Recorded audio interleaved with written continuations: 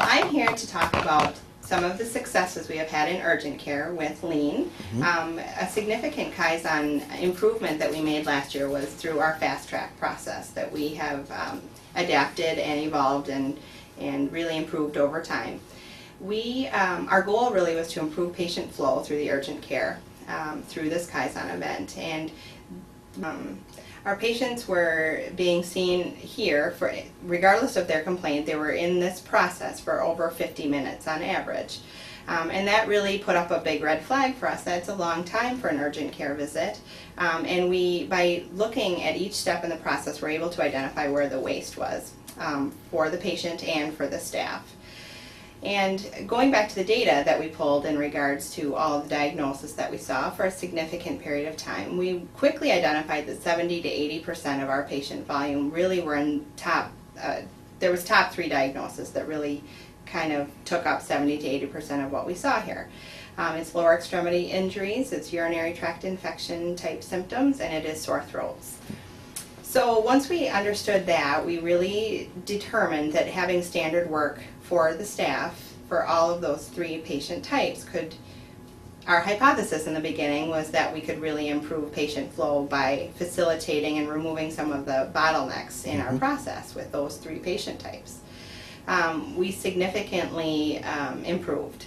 Our goal really for our fast track patients was to have them in and out of our urgent care with a larger amount of value add time in 35 minutes as opposed to over 50. For our regular patients, we set a goal of 40 minutes.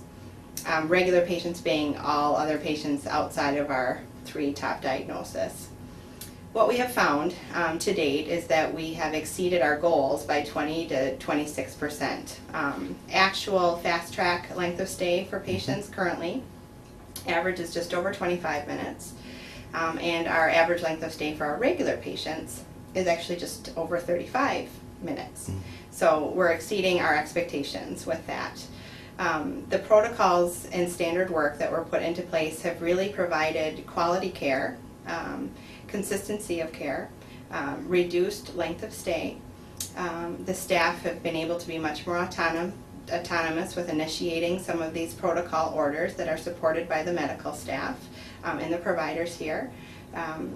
Therefore eliminating this wait time that our patients were experiencing, either waiting for the provider to come into the room or waiting for that diagnostic study to be ordered, and then again they wait for those results. So we've been able to improve this flow not only in the amount of time that they're here, but really adding value to the amount of time that they have with us.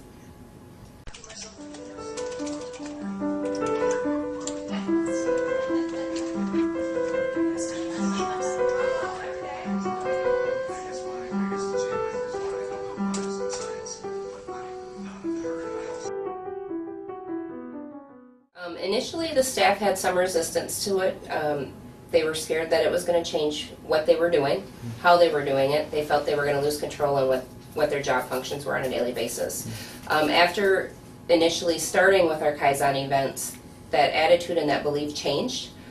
They became more open to the changes. They became more open to coming up with ideas for changes, and were more open and excited to make the changes happen in the department.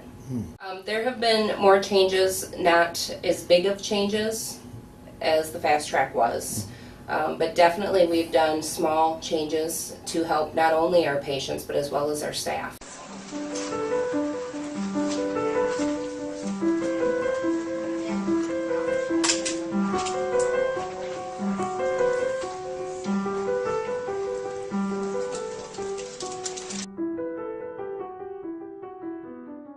This new approach is better because the patients do not have to stay in this cycle for over 50 minutes. They have significant improvements in the amount of time it takes for them to receive treatment and to be discharged to their final destination, which is typically back to work or back home.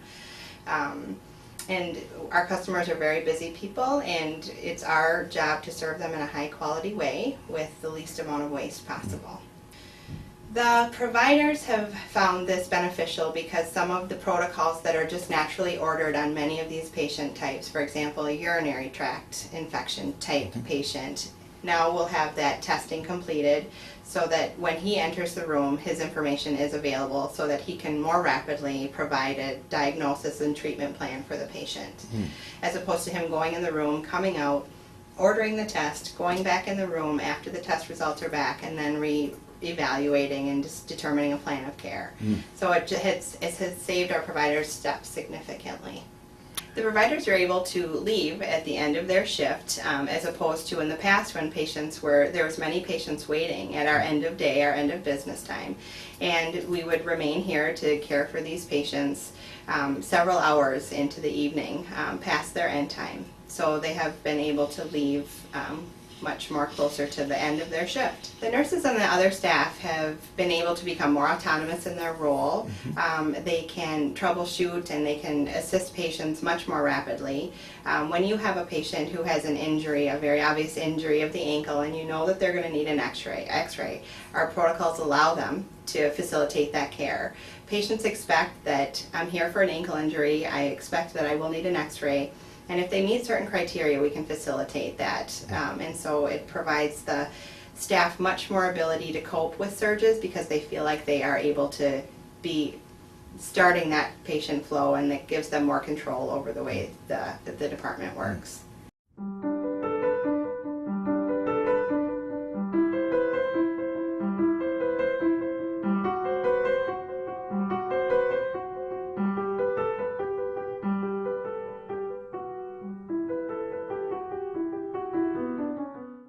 Some of us were surprised at the end of this process because we had some assumptions that if we really took everything apart and focused on the patient's perspective, we may end up adding work to the provider or to the nurse, and that it would make our workflow more difficult. So we were pleasantly surprised to find that in the end, when you really work with your process, understand each step, pull it apart and put it back together in a way that makes the most sense from the patient's perspective, it absolutely improves the workflow for the patient, for the staff and for the providers as well.